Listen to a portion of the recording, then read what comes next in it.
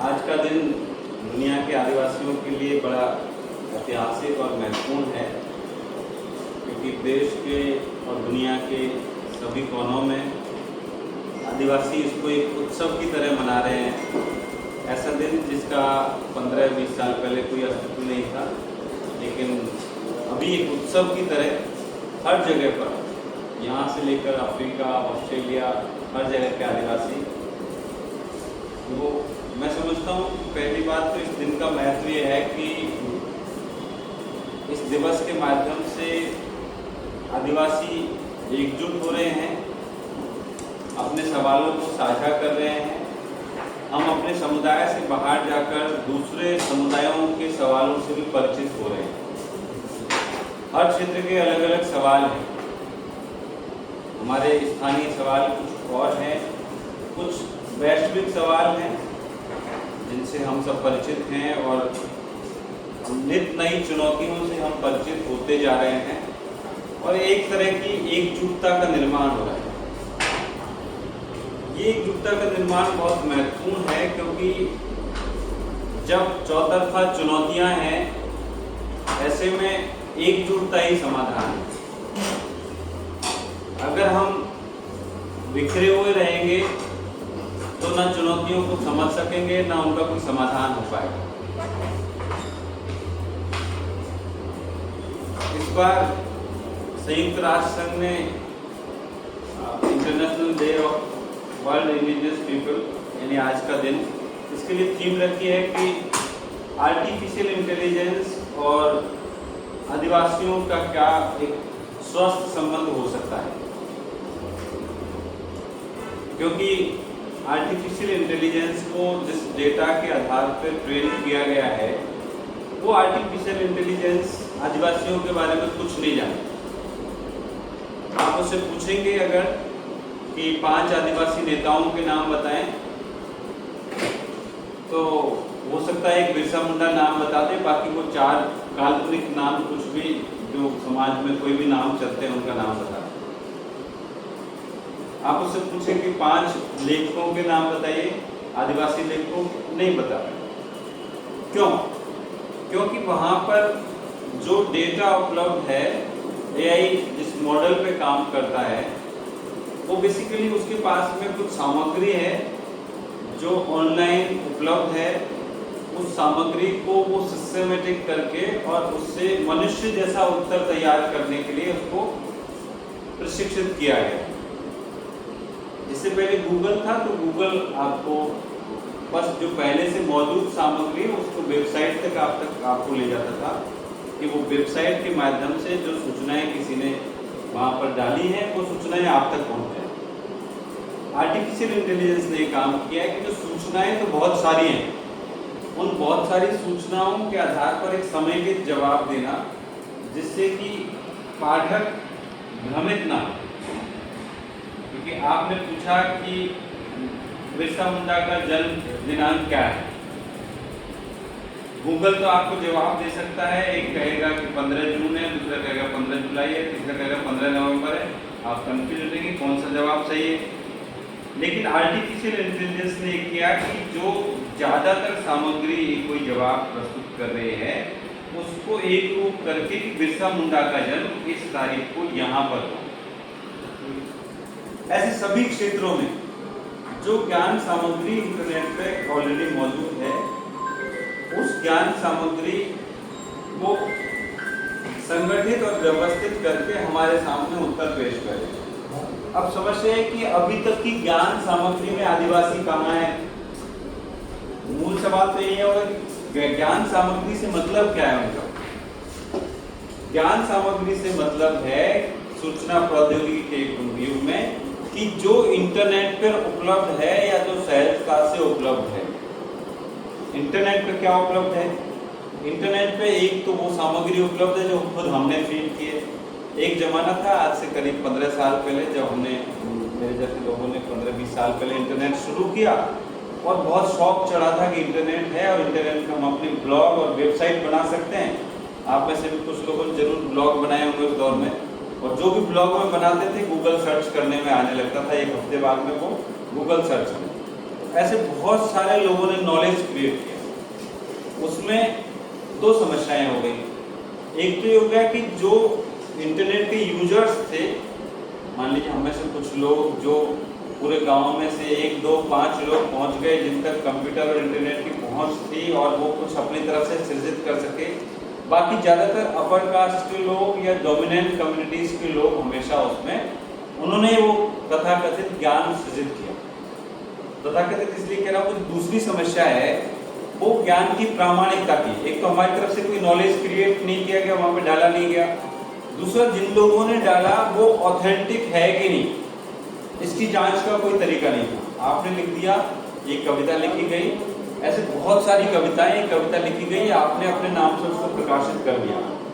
अब संयोग से वो नाम आपका थोड़ा पोएटिक किस्म का, थोड़ा साहित्यिक किस्म का नाम है, तो लोगों को लगा कि अरे हो सकता है इनकी कविता वो आपने कॉपी की और दूसरे अपने ब्लॉग पे डाल दी, फेसबुक पे शेयर कर दी, व्हाट्सएप पे शेयर कर दी और लोग मानने लगे आपकी कविता है, जबकि मूल रचनाकार उसका कोई और है। इस तरह से एक फाल्स नॉलेज क्रिएट हो गया, भ्रामक ज्ञान क्रिएट हो गया, भ्रामक सूचनाएं पैदा हो गई। इंटरनेट पे जो सामग्री है वो इस तरह की सामग्री बहुत ज्यादा है और एआई भी उसका उपयोग करता है।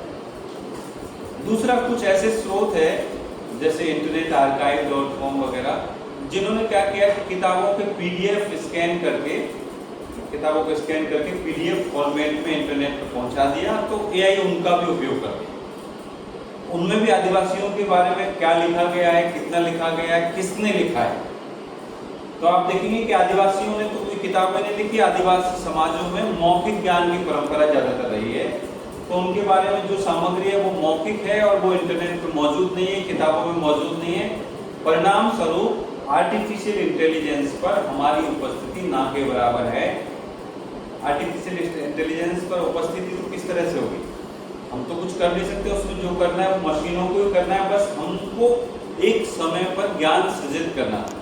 फिर हम कर क्या सकते हैं, हम कर ये सकते हैं कि ये सवाल सिर्फ आर्टिफिशियल इंटेलिजेंस का नहीं है, ये सवाल वास्तव में पूरी सूचना प्रौद्योगिकी का है जो दुनिया के सामने ज्ञान को अपने ढंग से प्रस्तुत करती है। तो सूचना प्रौद्योगिकी में जो इंफॉर्मेशन टेक्नोलॉजी के अलग अलग माध्यम है, जिसमें से सोशल मीडिया भी एक है, लेकिन उसमें इंसाइक्लोपीडिया सबसे बड़ी चीज है। और इंसाइक्लोपीडिया में विकिपीडिया आने के बाद में एक क्रांति आ गई, क्योंकि इंसाइक्लोपीडिया आपको मुफ्त में उपलब्ध हो गया, जन जन का इंसाइक्लोपीडिया हो गया। लेकिन जब आप विकिपीडिया पे जाएंगे और हिंदी में कुछ ढूंढना चाहेंगे तो आपको बड़ी निराशा हाथ लगेगी। जहाँ पे अंग्रेजी विकिपीडिया पर अगर किसी विषय में 500 पेज की सामग्री है, मान लीजिए बहुत कॉमन टॉपिक है, उसमें 500 पेज की सामग्री है, हिंदी विकिपीडिया पे 10 पेज की सामग्री आपको, इतना कम है और इतना कम गुणवत्ता वाली सामग्री है। उसमें आप आदिवासियों के बारे में खोजेंगे तो ना के बराबर मिलेगा, कुछ भी नहीं है। हिंदी विकिपीडिया पे तो और भी कुछ नहीं है, अंग्रेजी में बहुत कम। तो एक काम तो हम ये कर सकते हैं कि जो जहाँ पर फ्रीली चीज़ें अवेलेबल है, यानी इसमें आपको कोई पैसा नहीं देना, बस जैसे हम यहाँ पे मीटिंग के लिए समय निकाल रहे हैं, ऐसे थोड़ा समय निकाल करके कुछ ऑथेंटिक सामग्री विकिपीडिया पे शामिल कर दें। कोई उसके लिए रजिस्ट्रेशन की किसी चीज़ की जरूरत नहीं है, बस आपने एक अकाउंट बनाया, वहाँ पे हो गया आपका। आप जो कुछ डालते जाएंगे, अगर आपने जो शामिल किया है वो ऑथेंटिक है, प्रामाणिक है, उसके साथ स्रोत भी लगाइए कि इस किताब में लिखा हुआ है, इस वेबसाइट पर है, तो कोई उसको हटाएगा भी। अगर आप अप्रामाणिक सामग्री डालेंगे तो डिलीट कर दिया जाएगा। ऐसे ब्लॉग और वेबसाइट के माध्यम से भी हम सामग्री संवर्धन कर सकते हैं। और मेरे ख्याल से हमारे समाज के लोग जितने, अब तो बहुत सारे लोग प्रोफेसर हैं या एकेडमिक दुनिया में हैं, उनको ये नॉलेज क्रिएशन में आगे आना चाहिए।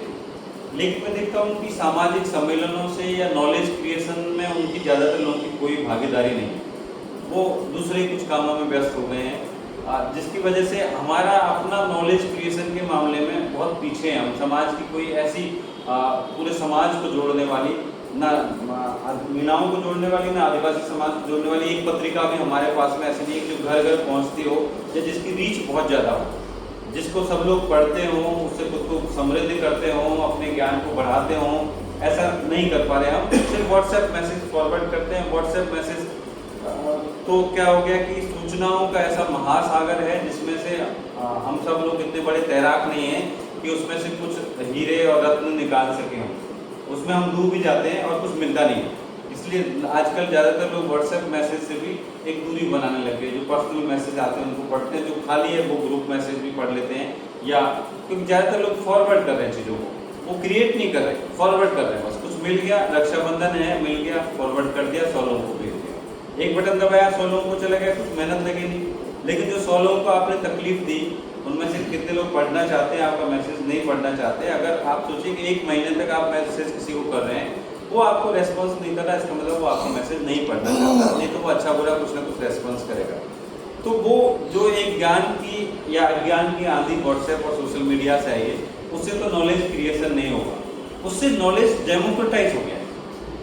हमारा ज्ञान लोकतांत्रिक हो गया है।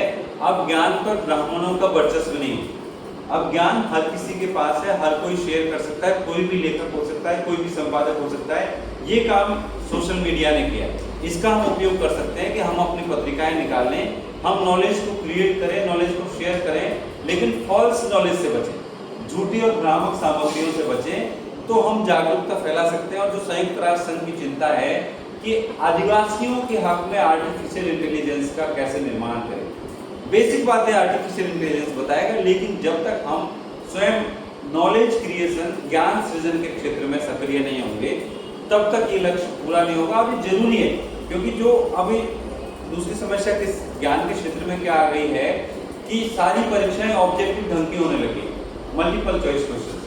पहले सब्जेक्टिव क्वेश्चन होते थे तो विद्यार्थी डिटेल में पढ़ते थे, हर चीज को डिटेल में पढ़ते थे, समझते थे। अब आप जो पिछले कोविड के बाद से जो पीढ़ी आई है, उससे आप किसी विद्यार्थी से विस्तार से बात करना चाहें, इवन हमारे विश्वविद्यालय में जो नए विद्यार्थी आते हैं, उनसे आप किसी विषय में विस्तार से बात नहीं कर सकते, क्योंकि उन्होंने ऑब्जेक्टिव क्वेश्चंस को रटा है, उससे परीक्षा पास करके आ गए। ऑब्जेक्टिव क्वेश्चन से, मल्टीपल चॉइस क्वेश्चन से किसी विषय की गहरी नॉलेज नहीं हो सकती। लेकिन अब एक पॉलिसी का मेकिंग का सवाल है, हम में से कोई भी पॉलिसी निर्माता उस रूप में नहीं है जो सरकार को कह सके कि मल्टीपल चॉइस क्वेश्चंस बंद करो और डिस्क्रिप्टिव शुरू करो। और मुझे लगता है सरकार ने जानबूझ के किया है, इसलिए जानबूझ के किया है कि अगर आप डिस्क्रिप्टिव क्वेश्चंस पढ़ेंगे, डिस्क्रिप्टिव चीजें पढ़ेंगे, तो आप क्या करेंगे कि आप सवाल उठाएंगे, आपके अंदर जिज्ञासा का भाव होगा, आपके अंदर प्रश्नात्मकता का भाव होगा, ये चीज ऐसे क्यों हो रही है, आप कार्य कारण संबंध को समझना चाहेंगे। और जब आपको कुछ गड़बड़ लगेगा तो आप सवाल पूछेंगे कि ये तो गलत हो रहा है, इसको रोकना चाहिए, इसको ठीक करना चाहिए। सरकार चाहती है कि लोग बस मल्टीपल चॉइस क्वेश्चंस पढ़ें और टिक मार्क करें, और पढ़ाई का मतलब यही समझ करके आगे बढ़ते रहें, ताकि सरकार से कोई सवाल ना पूछे, कोई जन आंदोलन खड़ा ना हो सके। इसलिए एक साजिश के तौर पे मुझे तो लगता है कि साजिश है। और खासतौर पे तब ये साजिश कब आई है जब वंचित समूहों के लोग पढ़ने लगे। पहले वो लोग पढ़े तो विस्तार से उत्तर लिखने की बात,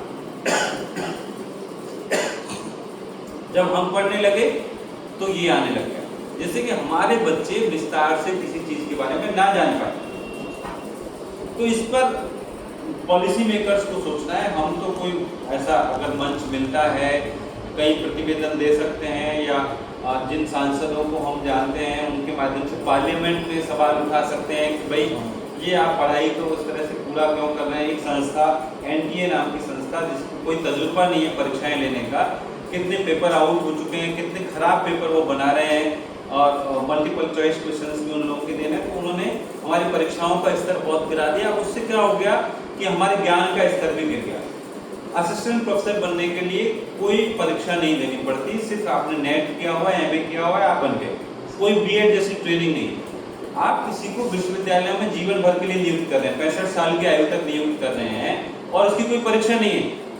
आप सोचिए कि उसमें मल्टीपल चॉइस क्वेश्चंस में टिक लगा करके कोई आ गया, उसका नेट हो गया और वो प्रोफेसर बन गया।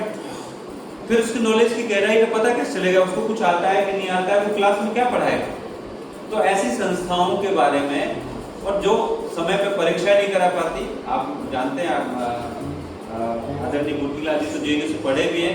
जब से JNU बना है, हमेशा मई में परीक्षा होती थी, जुलाई में उसके परिणाम आते थे और एडमिशंस होते थे, कभी सेशन लेट नहीं हुआ। लेकिन जब से ये NTA के हाथ में सौंप दिया, कभी सेशन समय पर शुरू नहीं हुआ, कोई 6 महीने पीछे चल रहा है, कोई 4 महीने पीछे चल रहा है। इससे क्या हो गया, पूरा डिस्टर्ब हो गया पढ़ाई का सिस्टम। और सरकार चाहती है कि डिस्टर्ब हो, ताकि विद्यार्थी उसी में उलझा रहे, कब रिजल्ट आएगा, कब एडमिशन होगा, कब अगली परीक्षा दे पाएंगे, कब क्या होगा। तो ये जानबूझ के किया जा रहा है, पार्लियामेंट में सवाल उठाएं और हम अपने समाज में कम से कम ये माहौल रखें कि बच्चों के अंदर पढ़ने की आदत हो, वो अपने समाज का इतिहास जाने, दूसरे समाजों का इतिहास जाने, जागरूक रहें, क्योंकि जागरूक रहेंगे तो चार लोगों से बात कर पाएंगे, अपना पक्ष रख पाएंगे और समाज की उन्नति में काम कर पाएंगे। नहीं तो क्या होगा, कोई भी हमको भ्रमित करके चला जाएगा।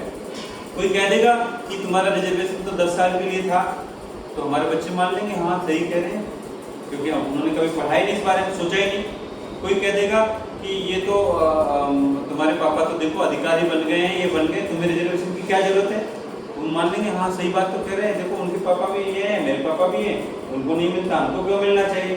तो ऐसे जो छद्म तर्क है या भ्रामक तर्क है या कुतर्क है, उनसे हमारे बच्चे कैसे जागरूक होंगे, वो हमको ही करना है। तो अगर हम कर सकते हैं तो ये कर सकते हैं। जैसे ठीक है, समय के साथ में माध्यम बदलते हैं, अब मोटी किताबें पढ़ने का जमाना चला गया, शायद कोई भी मोटी किताब नहीं पढ़ना चाहता, छोटे लेख लिखें या कम से कम छोटे छोटे वीडियो बनाएं, 5-5 मिनट के वीडियो बनाएं, जो नॉलेज के वीडियो। सब बैठे हुए मोबाइल में रील देख रहे हैं, स्क्रॉल कर रहे हैं, स्क्रॉल सब कर रहे हैं, लेकिन उनमें क्या मिल रहा है, मुझे नहीं लगता उससे कोई नॉलेज क्रिएशन हो रहा है, कुछ दिलचस्प बातें, कुछ ज्ञान की बातें आ पा रही है। ज्यादातर ऐसी सामग्री, क्योंकि उसमें पैसा भी देने लग गए, इंस्टाग्राम भी दे रहा है, फेसबुक भी दे रहा है, यूट्यूब भी दे रहा है, तो लोग ऐसा कंटेंट क्रिएट करना चाहते हैं जो ज्यादा देखा जाए। तो कुछ मसालेदार हो, कुछ इस तरह का हो जिससे अपीलिंग हो, तो उसमें सीरियस नॉलेज नहीं आ पा, क्योंकि हर किसी को लालच हो गया। मेरे भी मान लो 10,000 सब्सक्राइबर हो गए, मुझे लगा यार और 20,000 और हो जाए तो मुझे कुछ पैसा मिल जाएगा। तो हम ये नहीं सोच पा रहे कि उसकी वजह से हम सीरियस कंटेंट से दूर जा रहे हैं। तो ऐसी सामग्री को शेयर करने से बचें, और हम कौन कौन जो लोग ऐसे चिन्हित करें जो सीरियस सामग्री सृजित कर सकते हैं, ताकि सही मुद्दों पर सही समझ हमारी बन सके, आने वाली पीढ़ियों की बन सके। और इंटरनेट के फायदे है कि एक बार आपने जो रच दिया, आपने जो सृजित कर दिया, आप सोच लीजिए अमर हो गए इसके माध्यम से। आपका शरीर कल रहे ना रहे, लेकिन वो आपकी सामग्री हमेशा रहेगी, क्योंकि अब तो क्लाउड में चला गया सब कुछ भी नष्ट होने वाला नहीं है। जो इंटरनेट पे पहुंच गया वो सब कुछ अजर अमर है। तो सीरियस कंटेंट हम पैदा करेंगे। आज उसको हो सकता है व्यू ना मिले, कई लोग बनाते हैं, आप भी बनाते हैं, सीरियस कंटेंट बनाते हैं, तो चला 10, 20, 50 व्यू मिले, हो सकता है व्यू ना मिले, कोई बात नहीं, आज से 5 साल बाद मिलेंगे, लेकिन कभी न कभी आपका अच्छा कंटेंट है तो उसका महत्व समझा जाएगा, सब लोग उसको पढ़ेंगे। तो यूनाइटेड नेशंस की थीम को ध्यान में रखते हुए इन प्रश्नों पर हम सोच सकते हैं। बाकी बहुत सारी बातें जिन क्षेत्रों में काम करने की आवश्यकता है, मुझे लगता है मेरे आने से पहले वो सारी बातें हो गई होंगी। आपने मुझे बोलने का अवसर दिया, बहुत बहुत धन्यवाद। सर थोड़ा और जानना चाह रहे हैं आपके बारे में। मेरे बारे में? Yes sir. मेरा नाम गंगा साहब मीना है और मैं सेवा गांव का रहने वाला हूँ, सेवा गंगापुर सिटी के पास में, और जवाहरलाल नेहरू विद्यालय में पढ़ा हूँ। प्रोफेसर धन्यवाद अच्छा लगा सर। सर। मैं अभी इसी कड़ी में गुलाब जी से अनुरोध करूँगा